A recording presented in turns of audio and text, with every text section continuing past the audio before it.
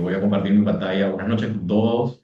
Tenemos el reto de hablar sobre dos temas sumamente interesantes y vastos que tienen muchísimo contenido en el tiempo que tenemos hoy día, pero creo yo que lo importante de estos dos temas, de revisar algunos highlights de contratos NEC y FIDI, es concentrarnos en cuál es la naturaleza de estos contratos, cuáles son sus características principales y cuál ha sido su utilización, sobre todo en la procura de obras públicas, de proyectos públicos o inversiones públicas, ¿no? Entonces, empezamos con ello. Como les comentaba, esta presentación está dividida en dos partes. Una primera parte que vamos a revisar sobre contratos NEC y cuál es su historia, cuáles son las características que tienen, cómo se componen estos contratos, qué tipos de contratos existen dentro de la familia NEC y cuál ha sido su aplicación en el Perú, ¿no? Y después veremos brevemente cuál es, igual, ¿no? Los contratos FII, cuál es su historia, cuáles son sus características, cuáles son los tipos de contratos y cuál ha sido su aplicación en el Perú. En ambos casos, lo que me interesa que hoy día podamos comentar o tomar en consideración es que si bien estos dos contratos ya tienen bastante tiempo en el mercado y en el mundo y en Perú se han venido usando en los últimos años, cada vez con más éxito, con más aceptación por el mercado, claramente siempre es perfectible su utilización y siempre se pueden hacer mejoras o adecuaciones para que estos contratos que son estándares internacionales puedan ser claramente aplicados a nuestro mercado local. Y más aún, eso va a requerir, sin duda alguna, que nosotros como ejecutores o como actores dentro de la industria de la construcción, desde nuestras filas, podamos especializarnos en esta clase de contratos para entender la función que estos tienen, cómo utilizar esta herramienta, utilizarla de buena manera y finalmente poder enriquecer la práctica de la ejecución de estos contratos en el país. Y no solamente usarse porque se ponen impulsados por una organización o por una entidad determinada, sino más bien usarse porque los consideramos una herramienta válida, eficaz, útil para los fines de un proyecto en los cuales participamos o asesoramos en algún futuro, ¿no? Bueno, empezando con los contratos NEC, se llaman NEC porque su nombre está en inglés, significa New Engineering Contract, ¿no? Los nuevos contratos de ingeniería, y es un modelo colaborativo que nace en el Reino Unido, es un modelo británico, y por colaborativo no es una característica en el sentido general de la palabra, sino que tiene una significancia especial, que la vamos a ver a detalle un poco más adelante, ¿no? Y se ha utilizado en Perú para la procura, para la infraestructura pública peruana, ¿no? Excepcionalmente yo conozco un par de casos nada más en los que se ha utilizado un contrato NEC para fines privados, entre ellos un colegio británico, ¿ok? Entonces, para revisar un poco los antecedentes de los contratos NEC, de los New Engineering Contract, estos contratos vienen desde el año 85, entre el año 85 y el año 86, donde el Instituto de Ingenieros Civiles del Reino Unido diagnostica que los contratos que en ese momento existían en el mercado, en el Reino Unido, pues eran adversariales, eran complejos, ¿no? Y se le encarga al doctor Martin Barnes redactar un contrato que estimule la buena gestión de proyectos, que es uno de los pilares de NEC, ¿no? Cuando ustedes revisen información sobre NEC puedan estudiar estos contratos, van a ver que una de las ventajas o beneficios o los pilares dentro de NEC, aparte de la situación de que es modular y de lenguaje sencillo, es que estimulan la buena gestión de los proyectos. Y esto no es una cosa menor. ¿Por qué? Porque los contratos en sí mismos no son un fin, ¿no? Los contratos finalmente son herramientas, son una forma de ejecutar proyectos o recoger, mejor dicho, una forma de recoger cómo es que se quiere gestionar un proyecto. Entonces, si el contrato no tiene los incentivos adecuados, los castigos adecuados, los procedimientos adecuados para gestionar de forma correcta un proyecto, o es incompatible con la relación comercial o con el acuerdo comercial entre los que intervienen en un proyecto de construcción, pues no será un estímulo para la buena gestión de los proyectos, sino más bien un obstáculo, ¿no? Y eso pasa mucho en los proyectos de construcción. Muchas veces los profesionales de la construcción, ingenieros o arquitectos, que tienen encargado la ejecución de estos proyectos y están dentro del área, digamos, de producción de una obra, no miran los contratos porque consideran que los contratos han sido redactados de forma compleja, con lenguaje difícil, no los ven necesarios, los ven solamente cuando ocurre un problema. Entonces, en vez de volverse una herramienta para gestionar el proyecto, se convierte en una herramienta cuando el proyecto va mal o cuando tenemos problemas, o simplemente es una herramienta que nunca se usa y el proyecto avanza y se termina de cualquier forma, pero nunca se vio el contrato.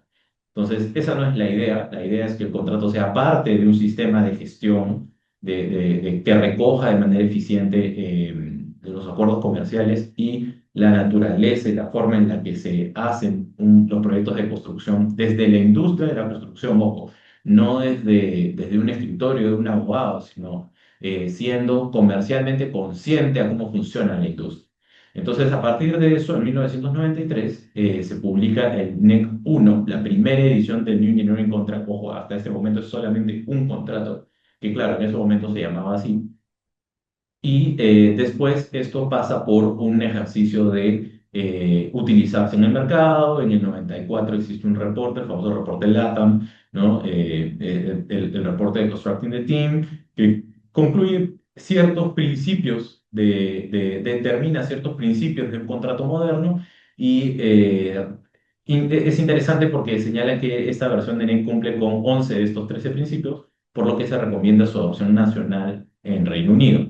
Entonces, con esta masificación del contrato a nivel regional, a nivel país, Reino Unido, en el 95 se hace ya el NEC 2 y se incorporan algunas concepciones más modernas, ¿no? Como por ejemplo el deber de actuar con confianza mutua, cooperación. Esto evidentemente está en inglés, no está traducido para que lo podamos entender, pero originalmente a este nivel, el 95, esto está escrito en inglés.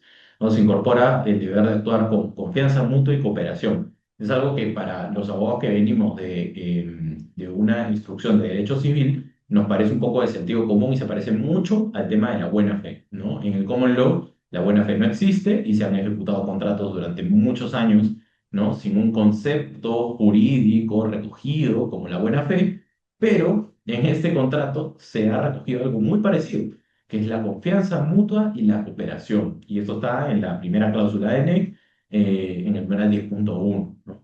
Y eso es muy interesante porque más allá de que se recoja o no se recoja esto como una institución jurídica, al regularse dentro del estándar del contrato, ya se empieza a hablar de un espíritu de colaboración, de cooperación, de confianza en la otra parte, ¿no? Y no en este, digamos, halo adversarial el contratista versus el comitente o el propietario o la entidad pública, que es algo que sin duda alguna trae muchos problemas para la procura o la entrega, el delivery de proyectos, ¿no? Mientras menos conflictividad, mientras menos fricciones existan entre las partes, pues más fácil va a ser la ejecución de un proyecto. Mucha gente se olvida que los proyectos no son otra cosa que sistemas o organizaciones de personas. Y estas organizaciones de personas que se ponen de acuerdo para ejecutar un proyecto de construcción tienen necesariamente que confiar en sus contrapartes para poder hacer posible un proyecto de construcción. En la medida que eso no exista, que no exista confianza entre el contratista, el personal, me refiero, del contratista y el comitente, un proyecto de construcción es imposible de llevar a cabo, es imposible de terminar una obra. Entonces, eso que parece mucho se parece mucho al sentido común y desde el punto de vista legal puede ser considerado buena fe, pues es recogido en este contrato en el año 95. Miren, hace cuántos años, ¿no? Prácticamente más de 30 años en el que ya, digamos, el mercado de construcción, la industria de construcción británica, ya tiene una herramienta en la que se recoge este halo desde la industria de la construcción. Y bueno, se renombra este contrato, el Engineering Contract, como el Engineering and Construction Contract, el famoso SC del el NEC actual o el libro negro, ¿no? Entonces, ¿por qué se renombra como Engineering and Construction Contract? Vamos a ver también eso más adelante porque es un contrato de ingeniería y construcción, ¿no? Con esas responsabilidades al contratista. Y más aún, porque también empiezan a surgir o se empiezan a planear otra subampliada, otra cantidad de contratos para la familia de NEC, ¿no? Ya en 2005 sale NEC 3, que es la versión que se utilizó en Perú por primera vez, y en esta versión de NEC 3 ya viene una subampliada, que la vamos a ver un poco más adelante también en esta presentación. Tiene ya más reconocimiento internacional, se ha utilizado en Australia, en Hong Kong, y ya tiene otras experiencias de su utilización, ¿no? Y es muy famoso esta versión de NEC porque también ha sido utilizado para los Juegos Olímpicos de Londres del 2012 y también para los Juegos Panamericanos en nuestro caso, ¿no? Luego, en 2017, sale NEC 4, que es la versión vigente de los contratos. No es que las versiones anteriores queden derogadas, ¿no? Como si fuera una ley, pero digamos que las versiones nuevas tienen cuestiones que han sido recogidas nuevamente del mercado, lecciones aprendidas y circunstancias que a partir del uso de NEC se han podido mejorar o perfilar de mejor manera para solucionar algunos problemas de su implementación. Entonces, siempre se recomienda utilizar la última de las versiones de los contratos y no las versiones anteriores, ¿no? Esta familia de NEC 4 incluye algunos contratos nuevos, como el contrato de alianza, que es un contrato de Project Delivery System colaborativo, de metodología de entrega colaborativa, y ya no solamente hablamos en el contrato de alianza de un nivel de administración de contrato de confianza, mutua y cooperación, sino ahora hablamos de un sistema de entrega de proyectos completamente colaborativo. Es decir, con el contrato de alianza, lo que tenemos es un Project Delivery System colaborativo, un contrato colaborativo y una administración contractual colaborativa, ¿no? Ya es la colaboración en su máxima expresión a los tres niveles de gestión de proyectos, ¿no? Hasta, digamos, el SC podríamos hablar de tener diferentes tipos de Project Delivery System, diferentes tipos de metodología de entrega del proyecto, un contrato que tiene una asignación de riesgos determinada y una administración contractual colaborativa. Pero esto es súper importante porque no todos los contratos de la familia de NE son contratos diseñados para una metodología de entrega o para un Project Delivery System colaborativo, ¿no? Solamente el contrato de alianza responde a una filosofía de Project Delivery System colaborativo. Por eso, cuando ustedes escuchen que los NEC o FIDI o algunos contratos internacionales son colaborativos, ahí hay que poner pausa y analizar a qué se refiere ese adjetivo de colaboración. Y ese adjetivo de colaboración puede referirse, como les he comentado, al Project Delivery System, puede referirse al contrato y puede referirse a la administración de ese contrato, a la gestión del día a día de ese contrato. Entonces, claramente, todos los contratos pueden beneficiarse de una administración contractual colaborativa, ¿no? Pero no todos los contratos están diseñados para tener una estructura colaborativa y no todos los proyectos son factibles o susceptibles de llevarse a cabo a través de una metodología de entrega colaborativa, ¿no? Los diferentes Project Delivery Systems, las diferentes metodologías de entrega de proyectos son como las tallas de la ropa, ¿no? Serán adecuadas para el tipo de proyecto que corresponda, tal vez proyectos menos complejos, más rápidos, con riesgos más acotados, más sencillos, no requieran de un nivel de colaboración tipo contrato de alianza, ¿no? Podrán hacerse con metodologías más tradicionales, pero que finalmente son metodologías efectivas, son metodologías que generan resultados, a diferencia de contratos más complejos, megaproyectos, proyectos que involucran más de un venue o más de una edificación, proyectos que tienen tiempos o momentos de entrega muy puntuales o muy urgentes o que no son inamovibles, como por ejemplo el tema de los Juegos Olímpicos o los Panamericanos. Estos podrán requerir esquemas de entrega más colaborativos y por eso es que estos contratos de alianza, este contrato de alianza de NEC 4 es tan importante hoy en día, que la industria de la construcción cada vez busca modernizarse y tener estos esquemas en los cuales se beneficia de la colaboración respecto de esta versión adversarial de los contratos del pasado, ¿no? Y esto que parece algo muy nuevo y que llegó a nosotros post pandemia de los contratos colaborativos, como vemos en el mundo de la industria de la construcción, se está hablando ya de ello hace más de 30 años.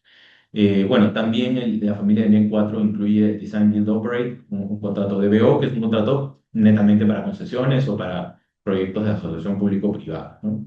Y también en el 2022 se añade una cláusula X29 sobre los efectos de cambio climático, que es bastante interesante.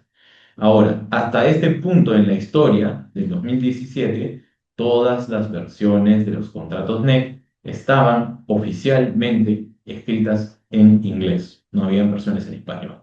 Es recién a partir de su introducción en el Perú que a través del gobierno británico y un esfuerzo de la Embajada Británica y del Ministerio de Economía y Finanzas, en agosto del 2024 se suscribe un MOU para poder hacer una traducción oficial de la NEC 4.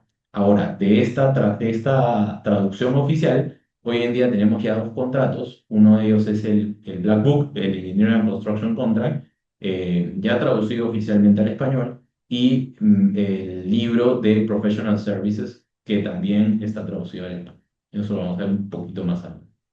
Bueno, continuando con los contratos NEC, aquí hay algunas de las características de estos contratos. Lo principal es que está escrito en un lenguaje simple, sencillo, ¿no? Plain English, en la versión en inglés. Está redactado en tiempo presente, en voz activa, no tiene latinazgos, no tiene jergas jurídicas y de hecho la mayoría de los conceptos e instituciones que están dentro de los contratos NET son conceptos que vienen de la industria de la construcción, no de un código, no de la jurisprudencia, no de la ley, sino del negocio, de la industria. ¿Ok? Entonces, eso es súper importante para un contrato, porque eso permite aplicar un contrato sin importar la legislación detrás, porque la forma en la que está redactado es una forma comercialmente consciente a la industria de la construcción.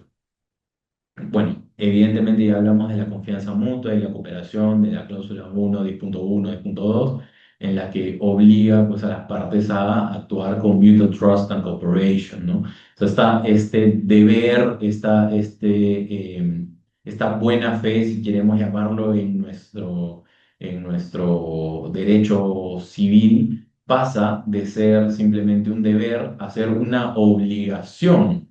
Y ese elevar el estándar es lo que nos permite también hacerla más exigible y hacerla más transparente, ¿no? Cuando se le da visibilidad al tema de la cooperación, de la confianza mutua, lo que se genera o se busca es que la conversación entre los actores que ejecutan el contrato sea estructuralmente colaborativa, ¿no? Que este principio no solamente esté, digamos, dicho o sea un buen deseo, sino que sea más bien un statement que sea recordado por todos los que ejecuten el proyecto cuando se enfrenten al contrato, y cuando lean el contrato tengan en consideración, de saquen en sus primeras páginas que esto es una necesidad.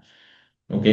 Después, algo interesante en contratos NET que seguramente si ya han tenido oportunidad de revisar estos contratos, verán que existen las famosas alertas tempranas, o en inglés early warnings, ¿no?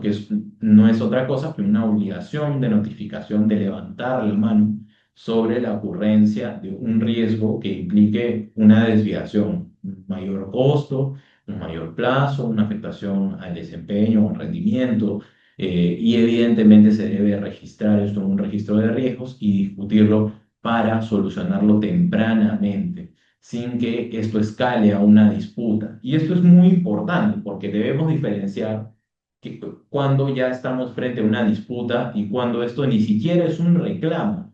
Entonces, tenemos en los niveles, digamos, de urgencia de un problema o de una desviación, tenemos primero las alertas tempranas o el early warning, después una reclamación o un evento compensable, como lo llaman él, y después, si es que ese evento compensable no llega, digamos, a buen puerto, tendremos recién una disputa. Entonces, ¿esto qué implica?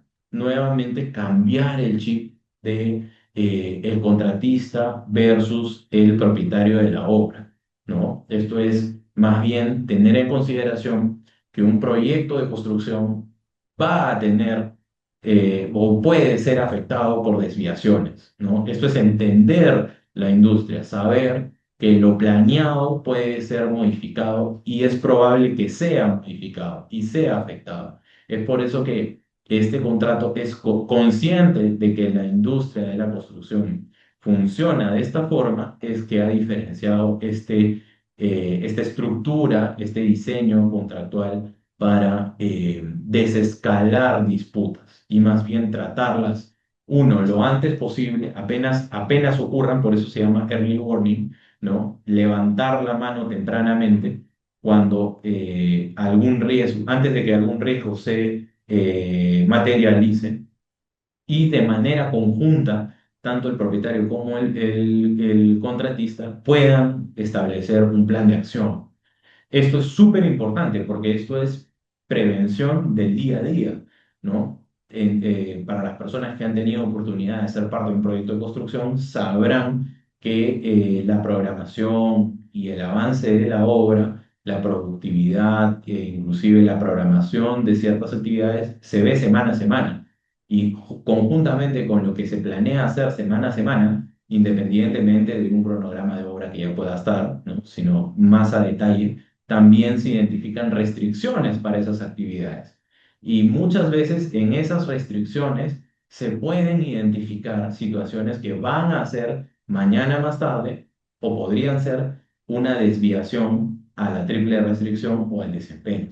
Entonces, de eso se trata. Se trata de levantar la mano oportunamente, hacer un early warning, visibilizar, hacer transparente la posible desviación, compartirla con tu cliente, si eres contratista o cliente, compartirla con el contratista y tomar en conjunto un plan de acción para evitar que se materialice el riesgo. Eso es súper importante porque es prevención en el día a día. Bueno, si lamentablemente la situación no pudo haber sido identificada de manera temprana y el riesgo, a pesar de que se tomaron las contingencias, no se pudo evitar y se materializó, lo que continúa dentro de la estructura de gestión del contrato de NEC es la posibilidad de enviar o remitir un evento compensable. ¿Y qué cosa es un evento compensable? Es todo un sistema que se ha creado dentro de NEC en la cláusula 6, específicamente el numeral 60, con un proceso de plazos breves para gestionar cambios de precio o plazo o de alcance. Y esto se hace para que se pueda, según NEC, en su diccionario dice, es la herramienta ideal para reestructurar el equilibrio contractual, ¿no? Cuando tenemos en un proyecto de construcción un equilibrio inicial, es decir, las partes firmamos un contrato en el que se define un alcance, un precio determinado, una calidad determinada y un plazo para ejecutar ese alcance, ese esquema, ese balance contractual original, si es afectado por una situación, the way to go es enviar un evento compensable y lo enviará a la parte afectada o la parte que lo detecte para hacer este pedido de modificación de estas condiciones originales para restablecer el balance que teníamos al inicio, ¿no? Y eso, ¿qué cosa genera? Que no estemos nuevamente en una situación adversarial, ¿no? En la que, y esto pasa muchas veces, que cuando no tenemos este nivel de gestión,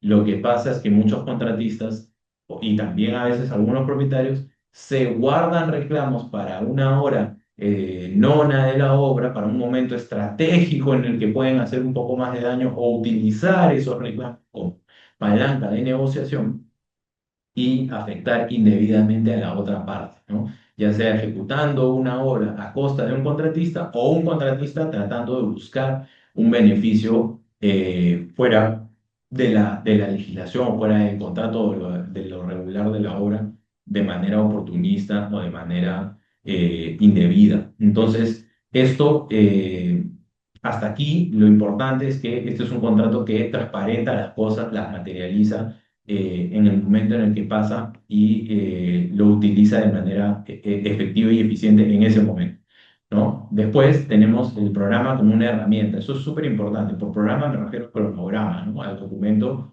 que utilizamos, técnico que utilizamos para hacerle seguimiento a la ejecución de la obra por el plazo, ¿no? Y este programa, evidentemente, es un documento contractual, es vinculante para las partes y gestiona los plazos y también sirve para evaluar los eventos compensables.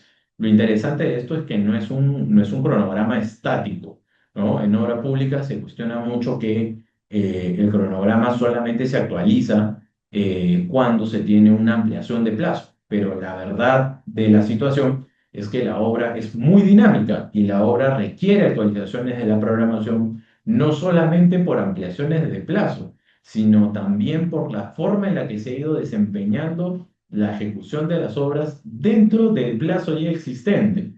Y por eso es que cuando se habla de cronograma vigente, por ejemplo, en la obra pública tradicional, puede ser que ese cronograma vigente no sea acorde a la realidad de la obra y puede generar inclusive ampliaciones de plazo cuando el contratista está retrasado o denegarse ampliaciones de plazo cuando las conexiones de ese cronograma ya no responden a la realidad. Entonces, genera unas afectaciones indebidas y resultados adversos, no reales y que pueden ser problemáticos para la obra, para el proyecto en sí. Cuestión que no pasa con NEC, donde sí se tienen programas que se pueden actualizar sin perjuicio de que existan o no existan ampliaciones de plazo, ¿no? Entonces sí son unas herramientas mucho más reales para la medición del desempeño de los contratistas. Y bueno, otra cosa que es interesante también de NEC es que existe una flexibilidad modular. Es decir, este contrato tiene varias partes, también las vamos a ver más adelante, ¿no? Y estas partes pueden ser modificadas o ajustadas para poder lograr un nivel de estar acorde al proyecto. No todos los proyectos son iguales, algunos proyectos serán más complejos, otros más sencillos, algunos tendrán características comerciales particulares, otros diferentes. Entonces, es el contrato NEC permite, por su naturaleza modular, que sea modificable y sea inclusive adaptable a circunstancias particulares. Lo siguiente es ver cómo funciona un contrato NEC. Y un contrato NEC tiene estas cláusulas especiales o estas partes, ¿ok? Tiene las cláusulas núcleo o core clauses, ¿no? Que son 9, y estas cláusulas existen siempre, ¿no? No hay contrato NEC que no tenga estas 9 cláusulas. Si ustedes se encuentran con un contrato NEC con 9 cláusulas, pues ese no es un contrato NEC. Y estas no, lamentablemente por el tiempo que tenemos, no podemos entrar en detalle de cada una de ellas, pero me gustaría que cuando menos se queden con el concepto de estas. La primera tiene disposiciones generales, la segunda cláusula tiene responsabilidades del contratista, luego hay una regulación sobre el tiempo, después hay una regulación sobre la calidad, hay una regulación sobre el pago, la contraprestación, hay una regulación sobre eventos compensables, la famosa cláusula 6 que estábamos hablando, hay una regulación también sobre cómo se transfiere la propiedad de los materiales y los equipos en la obra y en general de los recursos en la obra y de quién tiene los derechos sobre ciertos temas, que a detalle los pueden revisar ustedes también. Luego se regula el tema de seguros y al final las causales de resolución del contrato o la terminación, ¿no? Para hablarlo en términos planos. estos contratos, como vamos a ver también más adelante, vamos a ver que tienen diferentes formas de pago y para eso existen las opciones principales que son las letras de la A a la F. Y aquí evidentemente se elige una opción de pago y la forma o el mecanismo de pago define un poco cómo se asignan los riesgos de las cantidades o el costo de la variación del costo de un proyecto, ¿no? Y puede ser por precio determinado o lo más similar a lo que el Código Civil habla como obra a ajuste alzado, ¿no? Una suma alzada. BOQ, que es el Bill of Quantities, lo podemos ver aquí. Voy a marcarlo, el BOQ, que eso, el Bill of Quantities no es otra cosa o algo muy similar a un precio unitario, ¿no? Y finalmente también tenemos otras opciones de costos reembolsables o target price o precio objetivo y el famoso contrato de gerenciamiento o gerencia de la construcción o management que es el EFE, ¿no? Cuando ustedes escuchen qué tipo de contrato NEC es, muchas veces van a escuchar la letra, pero esa letra no define el tipo del contrato. Lo que define la letra es la forma de pago. Y esto es muy importante porque el tipo de contrato, que lo vamos a ver más adelante, está definido por el alcance del contrato. ¿Para qué sirve ese contrato? ¿No? Y las letras solo definen las formas de pago. Es más, inclusive vamos a ver que los diferentes tipos de contrato tienen opciones principales diferentes, ¿no? En el contrato, el Black Book, el SC, tiene todas las opciones principales disponibles, pero algunos otros contratos no tienen todas estas opciones disponibles, solamente algunas.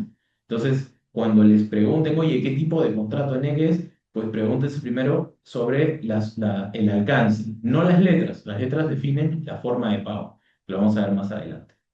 Bueno, después están las cláusulas de opciones de solución de controversias o de disputas, que son las cláusulas W. Lo interesante aquí es que con la última versión de NEC se ha incluido la posibilidad de tener un Dispute Avoidance Board, que es un Dispute Board pero con una función preventiva, una función de prevención de controversias, lo cual es muy importante para la industria porque ya no solamente funciona el adjudication de la versión del Reino Unido de adjudication o nuestra versión local de Junta de Resolución de Disputas como solucionador de controversias en tiempo récord, sino que también ahora con la opción W3 se puede tener un Dispute Avoidance Board, es decir, un Dispute Board standing que genera prevención a través de funcionar como bisagra entre el contratista y el propietario para algunas cosas en la obra.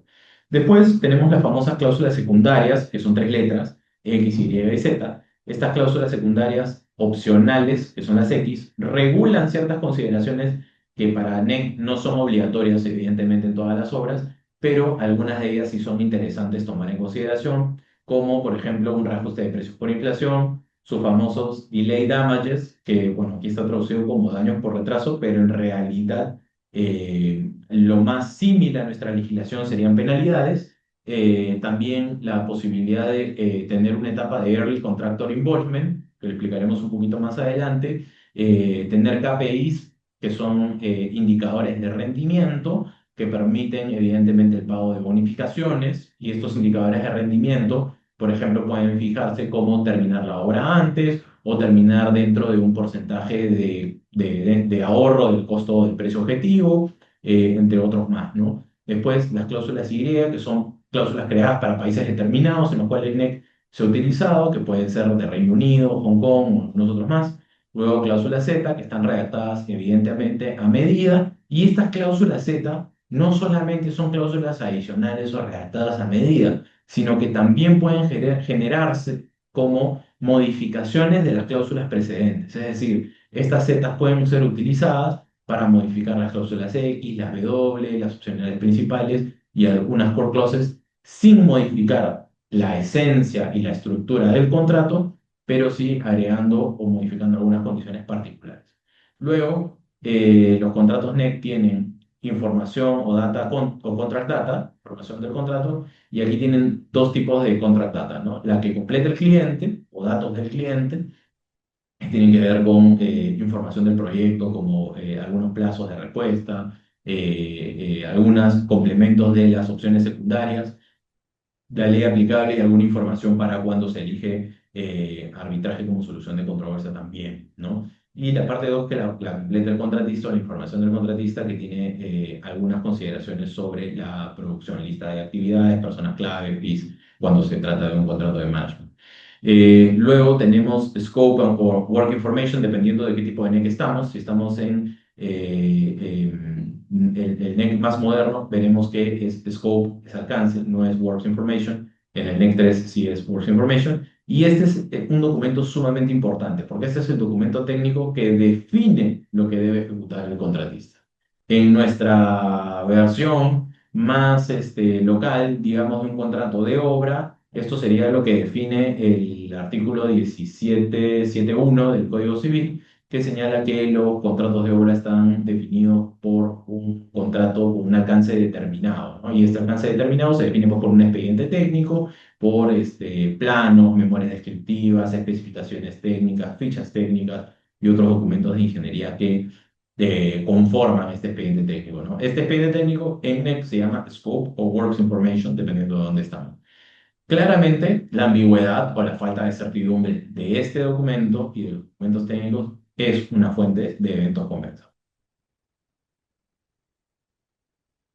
Bueno, y aquí las famosas letras de NEC, que como les comentaba, se refiere principalmente y únicamente a las formas de pago, ¿no? El contrato NEC que contiene las 5 formas de pago es el contrato de ingeniería y construcción, el SC, el Black Book, ¿no? Y aquí tenemos la opción A, es Price Contract with Activity Schedule, lo más similar es una suma alzada, donde evidentemente el riesgo de las cantidades está en el contratista, ¿no? Price Contract with Bill of Quantities, donde aquí sí tenemos un riesgo compartido, ¿no? Porque si bien el riesgo del precio es del contratista, el riesgo de las cantidades es del cliente. Este contrato, por ejemplo, es llamado también contrato de remeasurement o remediación porque se mide realmente las cantidades de obra que se ejecutan y se pagan a un precio de esta lista de cantidades, ¿no? Por ejemplo, cuando uno elige la opción principal B, se modifican las causales de eventos compensables y se incluye un evento compensable por modificación en las cantidades de obra. Es decir, a través de un evento compensable se paga la medición real de lo ejecutado. Después tenemos C y D, que son las versiones de los contratos anteriores, pero con un precio objetivo, ¿no? Entonces aquí se comparte evidentemente el riesgo sobre el precio y las cantidades. Después tenemos el contrato E, que es el de costos reembolsables, en el que hay unos costos definidos más fin, sin un precio objetivo, claramente el riesgo del costo y las cantidades es del cliente. Y finalmente tenemos el famoso contrato F, que no es otra cosa que un contrato de gerencia de construcción, en el que el contratista básicamente gestiona y subcontrata la gran mayoría de las obras y cobra un fee por esas obras, ¿no? Aquí lo interesante es que la opción F no solamente es una opción de pago, sino que también podría considerarse una modificación de las responsabilidades o el alcance del contratista, ¿no? Valgan verdades, la opción F y por ahí la opción C han sido bastante utilizadas en los megaproyectos que han habido aquí y podría decir que las opciones A y B son también bastante utilizadas en Perú. Bueno, tipos de contrato NEC, aquí tenemos los más resaltantes, hay algunos más, pero no quería dejar de mencionar estos que sí se han utilizado bastante y algunos de ellos se han utilizado bastante en Perú, ¿no? El SC, que hemos visto es el contrato principal de NEC, que es el estándar que contiene todas las características de NEC, es el Black Book y es un contrato de ingeniería y construcción, ¿no? Este contrato, a su vez, tiene un hermano menor, que es el contrato de ingeniería y construcción de subcontratista, y genera un engranaje de back-to-back con el Black Book, por eso es importante, ¿no? Después tenemos esta misma versión del Black Book, pero en la versión corta para proyectos de bajo riesgo o baja complejidad. Después tenemos el de Professional Service, que está pensado para consultoría, diseño, gerencia, supervisión, y también hay una versión corta de este contrato. Después tenemos el Term Service, que está pensado para servicios continuados, mantenimiento, operación. Por ejemplo, este contrato de Term Service podría ser utilizado para la operación y el mantenimiento de la infraestructura que se construye con el SC. Por ejemplo, los venues de Juegos Panamericanos, que en su momento se terminaron con un SC, podrían haber sido después, mañana más tarde, operados y mantenidos con un Term Service Contract, ¿no? Después también tenemos el contrato de supply, que son suministros de bienes y servicios relacionados también con proyectos, el contrato de alianza, que hemos hablado de esto, y el contrato de DBO, que está pensado para concesión.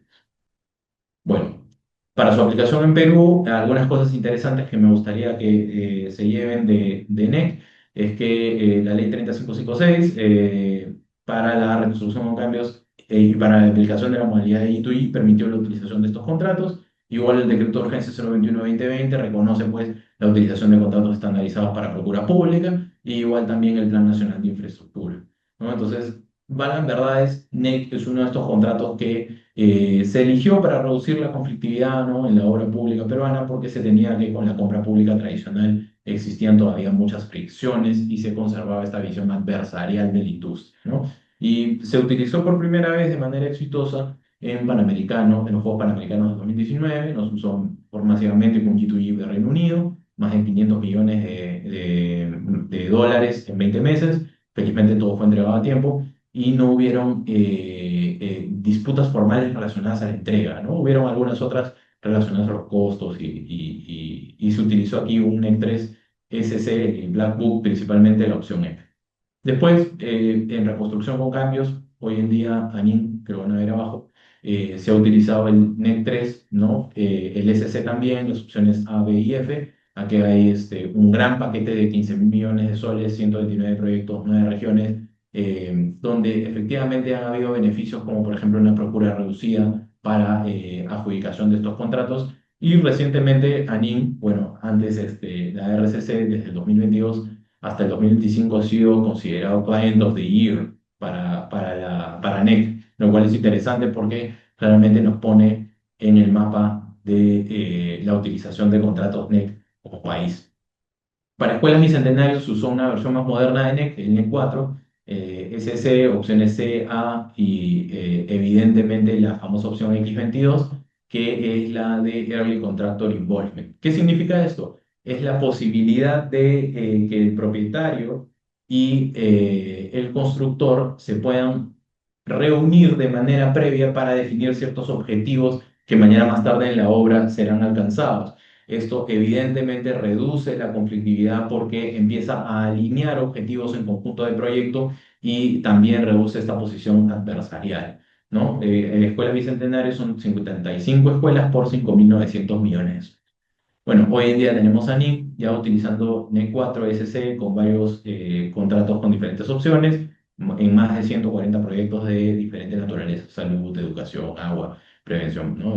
Este estándar de utilización de NEC creemos que se va a seguir masificando y esperamos que siga siendo adoptado de forma satisfactoria en este país. Después ya pasamos a contratos FIDIC.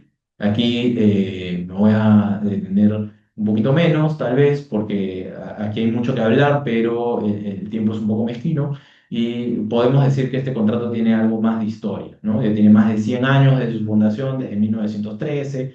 Está fundado en Europa, entre Bélgica, Francia y Suiza. Dicen que hoy en día hay más de 1 millón de profesionales que han utilizado FIDIC, más de 40.000 firmas, más de 100 países.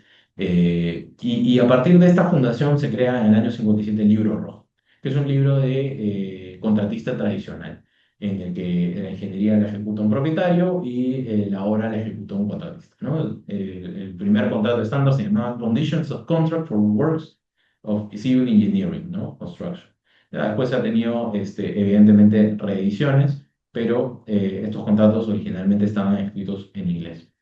Después, entre el 57 y el 87, vinieron varias ediciones de modificación del Libro Rojo. Sin embargo, inclusive la cuarta edición del Old Rare Book estuvo vigente hasta hace no mucho en varios países del Medio Oriente, o sea, que fue bastante usado.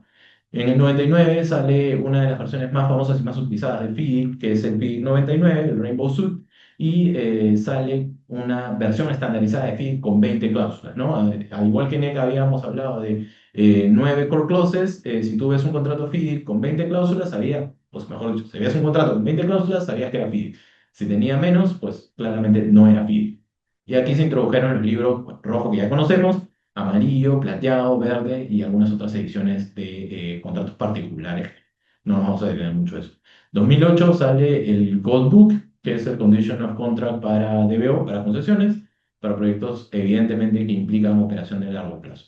Y en 2017 sale una segunda edición ya relanzada, el Rainbow Suit, con algunas consideraciones particulares, la cláusula 20 separada en dos entre reclamación y solución de controversias y ahora tiene 21 clauses, ya no tiene 20 como antes, y tiene procedimientos más detallados, hay un ingeniero un poquito más neutral porque ahora tiene que ser imparcial e independiente, y la famosa creación del Dispute Avoidance Adjudication Board, que nuevamente, al igual que en NEC, tiene una función proactiva y de prevención. Posteriormente ha salido también otros libros muy particulares de FIDI, como el Esmeralda y el Azul para trabajos de dragado, y son libros que han nacido a partir del 23 y el 24, me parece. Bueno, características principales de FIDI, la participación del ingeniero o el engineer, a diferencia del project management de NEC, ¿no? Aquí el engineer tiene un rol clave para FIDI porque tiene un rol dual, ¿no? Representa muchas veces al comitente, al employer, como dice FIDI en inglés, pero emite también determinaciones que deben ser justas, es decir, soluciona controversias entre el cliente, el propietario y el contratista, ¿no? Evidentemente, como les comentaba, en 2017 ya se exige una neutralidad expresa del ingeniero, que en la práctica a veces no sucede porque el ingeniero es designado por el propietario, pero digamos que el espíritu de FIDIC es ese. Después, bueno, algo interesante para definir los colores de FIDIC es que están en función sobre quién retiene o sobre quién recae la responsabilidad sobre el diseño, sobre la ingeniería, ¿no? Eso determina en tu proyecto qué libro quieres usar dependiendo de cómo quieras mover ese riesgo, ¿no? Después, como les comentaba, existe una diferencia ahora de reclamaciones y determinaciones. Hay una diferencia de la cláusula de claims, que es la 20, y la de solución de disputas, que es la 21. Y FIDIC tiene este famoso plazo de 28 días, que es un proceso formal, con plazos estrictos para presentar esta reclamación. Bueno, continuando con ello, FIDIC también tiene desde ya hace mucho tiempo la utilización de un Dispute Adjudication Board como mecanismo de solución de controversias que emite decisiones vinculantes con esta filosofía de paga ahora, reclame después. Y en 2017 añade esta A adicional que se refiere a avoidance, que se refiere a la posibilidad de hacer prevención que tiene un dispute board. Evidentemente, estos contratos tienen un uso internacional por lo que están escritos en inglés y están siendo usados por bancos multilaterales, ¿no? Como el Banco Mundial, el BID, el Asian Development Bank. Sí existen traducciones oficiales al español de estos libros, de algunos, no de los más modernos, por ejemplo, Esmeralda no tiene traducción oficial al español, pero digamos que del Rainbow Suite del 99 y la del 2017, todas sí la tienen, a diferencia de NEC, que todavía está en ese proceso de tenerlas todas, ¿no? Las características principales también de contratos FIDIC es que tiene dos partes, las condiciones generales, que deben mantenerse inalteradas, ese es el estándar, ¿no? Al igual que FIDIC en sus core clauses, estas no deben modificarse y son las famosas 20 o 21 cláusulas dependiendo de en qué tipo de FIDIC estemos, si es el 99 o 2017, y las condiciones particulares más bien son aquellas condiciones adicionales y modificaciones de las condiciones generales, nuevamente sin afectar el espíritu del contrato estándar, ¿no? Aquí algunos colores de FIDI que son importantes de tipos de contratos. El rojo, que evidentemente es el que más se ha utilizado. El riesgo del diseño está en el cliente. El expediente técnico lo hace el cliente y lo entrega al contratista. Aquí consideramos nosotros que hay una asignación equilibrada, bastante equilibrada del riesgo. En general, todos tienen una asignación equilibrada del riesgo, pero eso va cambiando de alguna forma a veces cuando se asignan ciertas otras responsabilidades hacia el contratista. Y bueno, el uso típico de un contrato rojo es de un contratista tradicional, constructor con un diseño entregado por el cliente.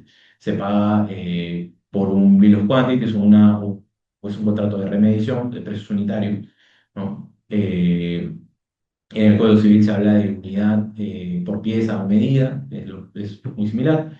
Después tenemos el libro amarillo, en el que el contratista ejecuta una parte del diseño y la ejecuta a partir de un documento que se llama requerimientos del cliente o requerimientos del Employment Requirements. Y estos requerimientos son parámetros de diseño, ¿no? Entonces aquí hay una mayor asignación de riesgo al contratista porque estos parámetros del diseño, si bien son la línea base sobre la que se ejecuta la ingeniería, sí hay una responsabilidad de ingeniería para el contratista. Después tenemos el libro plata o plateado, el Silver Book, en el que el contratista diseña enteramente toda la ingeniería, ¿no? Solamente recibe algunos inputs y no tiene derecho a confiar en esos inputs que el cliente o el employer le brinda, con lo cual se convierte ya aquí en un contrato de PC o llave en mano con un precio a suma alzada. A diferencia de los anteriores que tienen más bien un pago a diferencia del rojo que tiene un pago a precios unitarios. Después, bueno, tenemos el verde que se utiliza muy poco, la verdad, para obras menores o simples o poco complejas. El dorado que ya hemos visto que se puede utilizar para concesiones.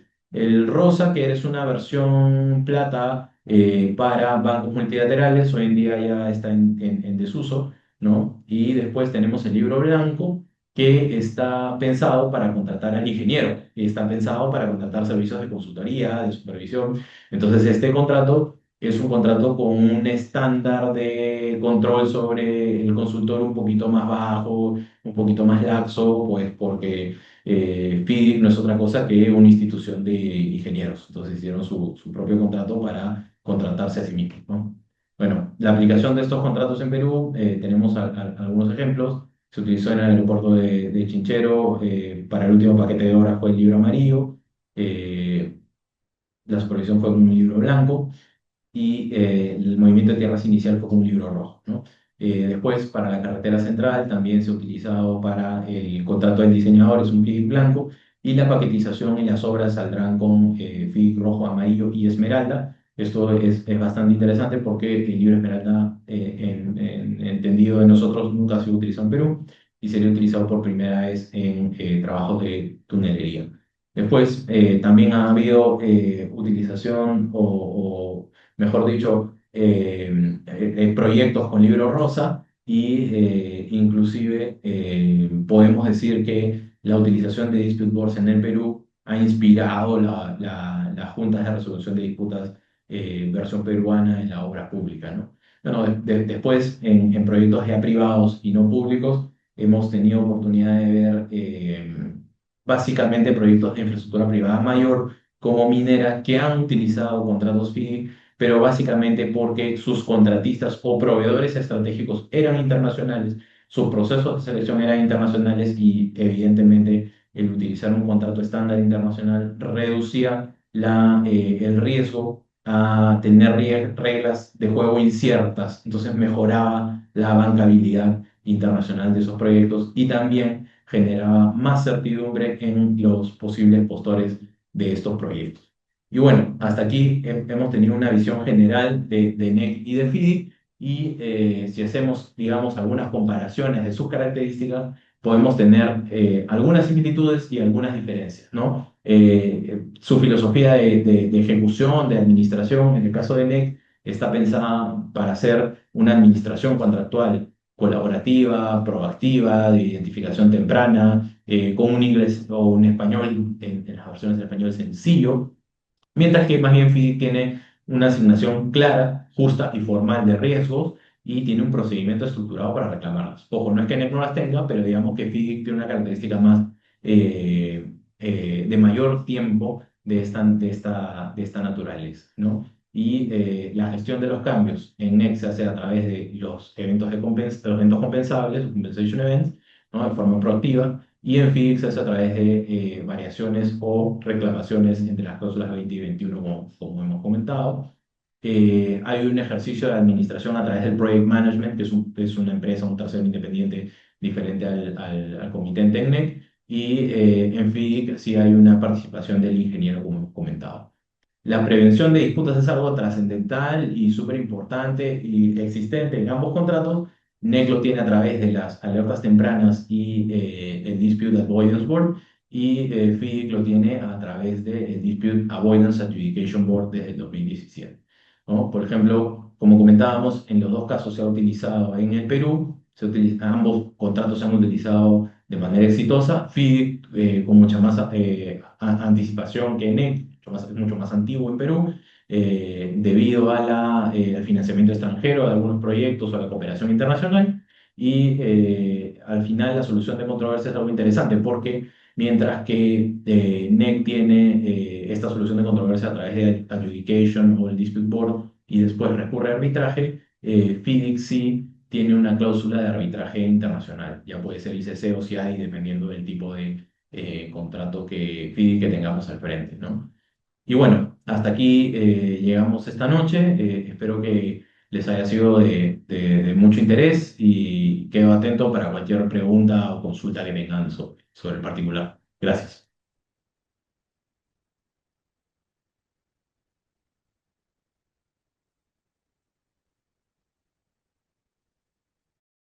Doctor, ¿qué tal?